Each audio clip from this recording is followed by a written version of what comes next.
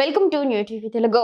Microsoft సహా వ్యవస్థాపకుడు, ప్రపంచ ప్రఖ్యాత వ్యాపారవేత్త బిల్ గేట్స్ ఆంధ్రప్రదేశ్ లో పర్యటించారు. ముఖ్యమంత్రి చంద్రబాబుతో కలిసి ఆయన ఉండవల్లిలోని అరటి తోటను సందర్శించారు. ఈ సందర్భంగా వ్యవసాయ రంగంలో ఏపీ ప్రభుత్వం వినియోగిస్తున్న ఆధునిక టెక్నాలజీని, దాని పనితీరును సీఎం చంద్రబాబు ఆయనకు వివరించారు. ఉండవల్లికి విచ్చేసిన బిల్ గేట్స్కు సంప్రదాయబద్ధంగా స్వాగతం పలికారు. అనంతరం వ్యవసాయంలో డ్రోన్ల వినియోగాన్ని ప్రదర్శించి చూపించారు.